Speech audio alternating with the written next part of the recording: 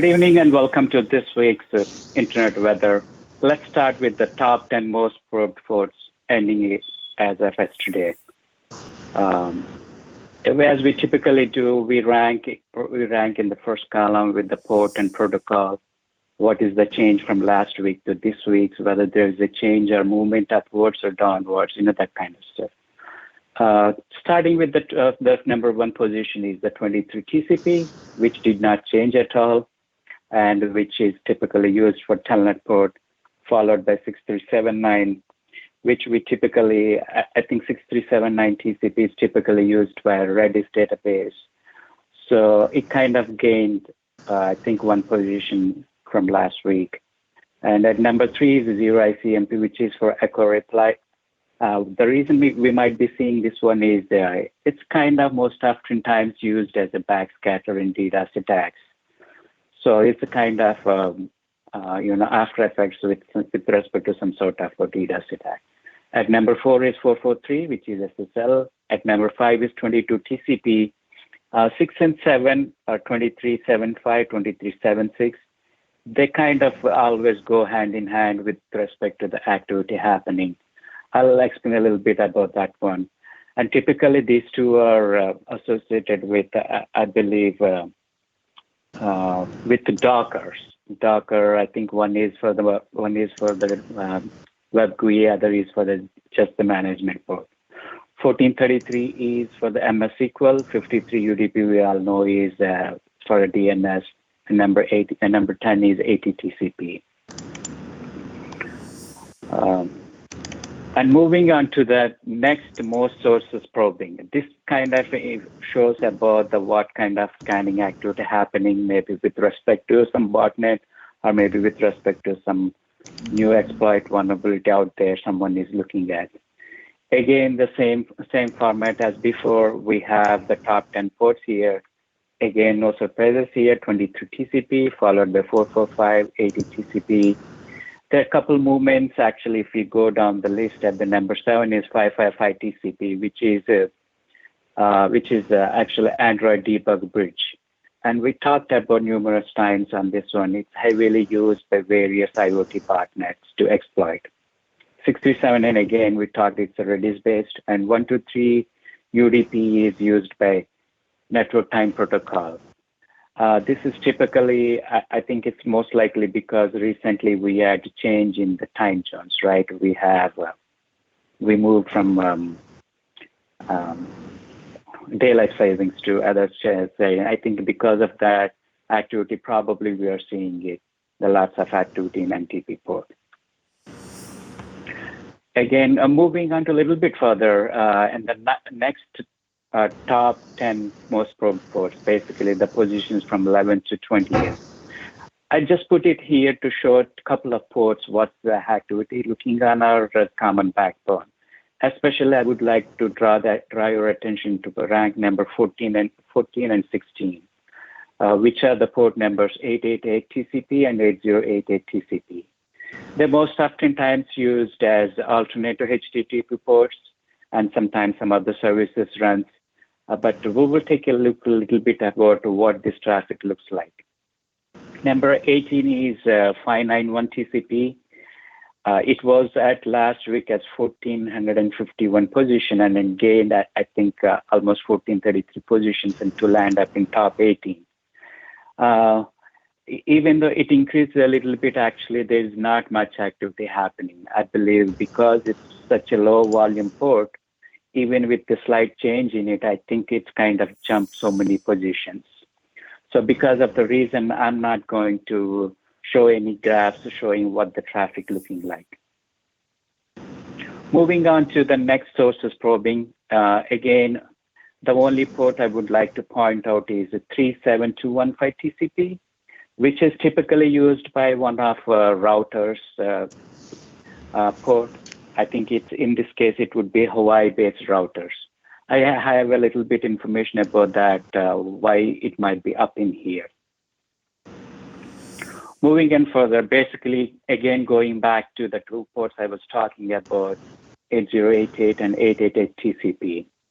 When we plot together in our common backbone graphical view, basically, I think at all the times that the activity is happening in unison, in the sense basically the spikes are happening at the same time, at the set pattern.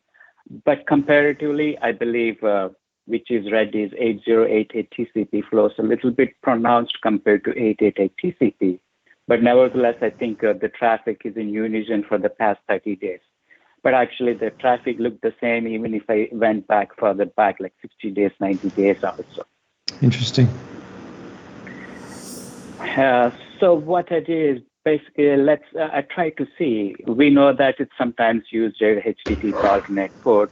I looked at our sinkhole data. I couldn't able to, other than that, some sort of scanners looking at these ports all the time. But these are not the only ports. And by the way, they are looking for all the ports all the time, right? So I pivoted on Shodan to see if we can find out some information, maybe some tidbits which would be useful. This is basically using the Shodan and doing the Facet analysis, like getting the breakdown of it. What are the results basically? Here it's only showing the top 10 values, but actually the whole list basically filled with lots of various MikroTik router versions. But even in here, you could see that the top 10 has MikroTik router, various MikroTik routers, as well as for the other ports. Basically, for both the ports, more or less they have the same type of versions. I mean, there are also RSS WRT. I think again, I would argue it was some sort of flavor of another. I think router OS. I think it's safe to say probably because of lots of activity happening with respect to MikroTik devices, probably these are some new ports actually they might have found, or maybe which might have been used as alternate port because of lots of activity happening with the Mary's botnet / MikroTik devices. It's likely possible some of these devices might be ported as maybe instead of regular HTTP ports, they moved on to alternate ports on AT&T and 888 TCP. Probably, I think from this one, it's always good to see if anybody is watching any uptick in these ports, it's most likely it's related to some sort of MikroTik device-based exploit. And it's always good idea to check and see if you have any MikroTik devices you are up to date with respect to the patches. If it's not possible to patches at the moment, maybe try to put in the security consoles, recommendations to minimize the exposure.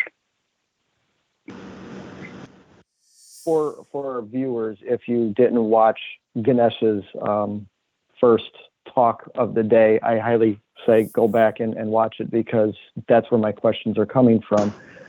Based on all of the DDoS stuff that you were reporting on, do you feel that with all of the MikroTik routers, there's a direct correlation there? I mean, it's almost, I think, maybe a silly question, but I'd like to get your opinion on that. Yeah, I think I strongly believe, like you, Tony, there's a direct correlation. Now, we thought we are looking at all the data, but the guesstimation-wise, if you look at the timeline and the amount of information we have, it's most likely it's related to some sort of a new botnet. I'm not sure whether it is a Mary's, but it could be more likely they're definitely targeting the MikroTik devices for sure. And with respect to some of the spotlight they have on MikroTik devices and this botnet, probably they're looking at other ways to find the same devices with vulnerable ports. Again, it goes to our discussions with IoT topic Andy has. Bringing a smart device is easy, very easy. Yep. But the exposure is right here, even though it opened at one port. But I think if it's not security oriented, I think it will open up more ports than required. So actually, there's definitely some correlation. It's not really up, but I think it's enough to consider and take a second look to have, what's really happening on these ports. But I would have definitely added some more graphs, but unfortunately, I think I couldn't able to grab much information in time for this talk. But surely we will have something for next discussion, Tony. Awesome. Thank you very much. Okay. And I believe I have one more slide with respect to 37215 TCP. I know it's kind of jumped a few points, but in this scenario, I went 90 days to show the trend, actually, how we looked at on common backbone with respect to this port, right? In the past 90 days, there was a little movement, I think, in the beginning, and there was actually increased activity happened, I think, in the October timeframe. And again, after that, there's a kind of tapering off. The reason I extended to 90 days is so that we can see, actually, we passed the peak, but the levels are even higher. What it is, actually, for this one, I haven't put much information. When I looked at our honeypot data, there were some indications about, I think, some experts related to Huawei Home Gateway. And this is another popular device, predominantly used in Asia-Pac region, and also we have some history about Huawei-based devices, which I'm not going to delve into. But the point is this port is widely used by these Huawei-based devices. And then there are a couple of CVEs or exploits which are associated with these devices. One is in the year 2015 and another is 2017. There are others, I believe. I think the specific exploit, I think, maybe translates to one of these. So the point is, I think if we are seeing any activity on this port now, is most likely it's related to Huawei-based exploits. Someone is looking to just exploit it.